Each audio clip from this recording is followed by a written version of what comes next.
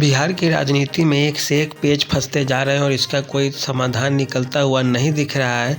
Janata Dal United के नीतीश कुमार कहते हैं कि हम 17 के 17 सीट पर चुनाव लड़ेंगे ही, और उधर जो सीट बच जाता है उसकी संख्या होती है 23।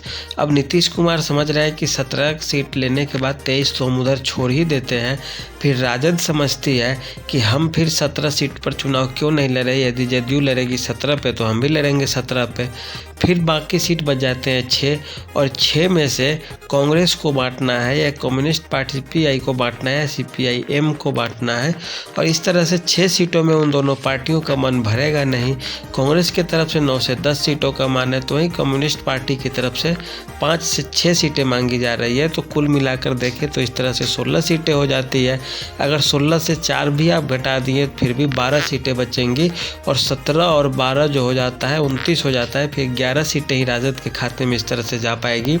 और यदि मिल बैठकर सीट बांटने की बात की जाएगी या सीट शेयरिंग की बात की जाए तो बिहार में नीतीश कुमार 17 से कम पे मानने वाले नहीं हैं, और लालू यादव के पास मजबूरी है कि लालू यादव के ऊपर ही सारा चीज़ छोड़ दिया गया है कि जब से नीतीश कुमार से पूछता है कोई पार्टी की कितने कैसे सीट शेयरिंग होगा, तो वे बोलते हैं कि लालू यादव समझे, उनसे जाके कांग्रेस बात करे, उनसे जाके कम्युनिस्ट पार्टी वाले बात करें, हमें इससे कोई मतलब नहीं है। इसका मतलब है कि नीतीश कुमार अब मन बना लिए हैं कि 16-17 सीटों पे हम चुनाव लड़ेंगे। पिछली बार भी लड़े थे, और इधर बात नहीं बनती तो हम भाजपा के साथ गठबंधन कर लेंगे, और भाजपा के तरफ से भी संभवतः उनकी बात अंदर ही अंदर चल रही होगी कि इतने सीटों पर हम आसानी से आपको दे देंगे। और नीतीश कुमार के सामने इस सीट को लेकर सबसे बड़ा मुसीबत जो है वह यह है कि जैसे 16 जो सांसद है जो भी जीते हुए हैं, उन सीटों पे यदि हम इधर उधर करते हैं या उन सीटों को यदि राजद के खाते में डालते हैं तो बात यहाँ पे यह हो जाएगी कि वे जो हमारे पार्टी के बड़े नेता हैं, सांसद है, वे तुरंत पार्टी छोड़ देंगे और किसी अन्य पार्टी में चले जाएंगे। राजद तो उन्हें टिकट देगी नहीं, क्योंकि राजद के वहाँ से खुद से कोई ना कोई नेता होगा ही, और यदि राजद को दे भी देते हैं तो फिर राजद का जो बड़ा नेता होगा वह चला जाएगा दूसरी विपक्षी पार्टी के तरफ। तो इस तरह से जो मामला है वह काफ़ी मुश्किल भरा होगा। या एक और डर, दूसरी डर जो राजद को भी लग रही है वह यह कि यदि नीतीश कुमार से हम सीट ले लेते हैं इन 17 के अलावा वाले में, उन सीटों पर हमारा जो नेता है उसे जदयू के जो नेता होंगे वे सपोर्ट करेंगे या नहीं करेंगे, उनका वोट बैंक खिसकेगा या नहीं खिसकेगा, यह अपने आप में एक उलझा हुआ सवाल है।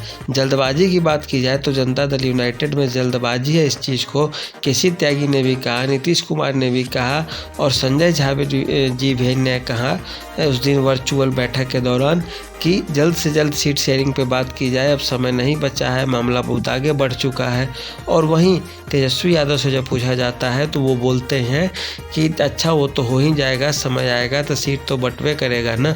वे इस तरह का बयान देते हैं, मीडिया से बोलते हैं कि क्या कोई राजनीतिक दल मीडिया को बताता है तो हम क्यों बताएं, मीडिया पर गुस्सा के भाव से बोलते हैं। तो अब यह मतलब साफ दिखने लगा है। इसके अलावा राबड़ी देवी जी का जो जन्मदिन मनाया गया उससे भी नीतीश कुमार ने दूरी बनाई, और जदयू थोड़ा दूरी ही बनाकर चल रही है अभी राजद से, क्योंकि जदयू के अंदर भी अब लग रहा है कि हो सकता है सीट शेयरिंग के मामले पे या कौन सा सीट से कौन लड़ेगा इस मामले में हमारा राजद से नहीं बना होगा, और इस कारण थोड़ा बहुत दूरी बनाकर ही चला जाए तो फ़ायदा है, नहीं तो दिक्कत हो सकता है। और यही बात बाहर निकल कर आ रही कि थोड़े बहुत मनमुटाव है।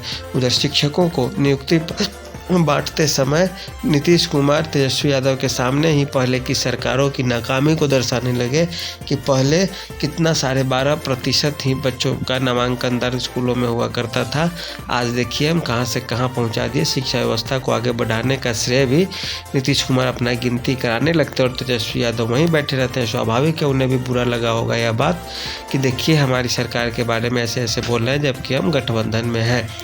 तो इन सब चीज़ों से भी थोड़ी बहुत समझी जा रही है कि ऐसे ऐसे दूरी बन रही है, लेकिन राजनेता के मन में क्या चलता है यह कोई नहीं जानता। कब वे किधर से किधर हो जाए और किस हाथ थाम ले।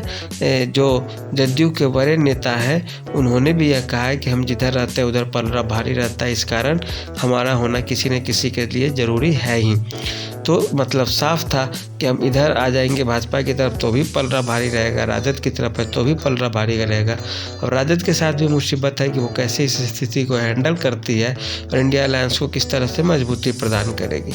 तो यह अब देखने लायक होगा, लेकिन यह बात जरूर है कि सीट शेयरिंग का मामला बिहार में फंस सकता है और इसी को आधार बनाकर नीतीश कुमार फिर से अपना पलड़ा झाड़कर एनडीए की तरफ आ सकते हैं।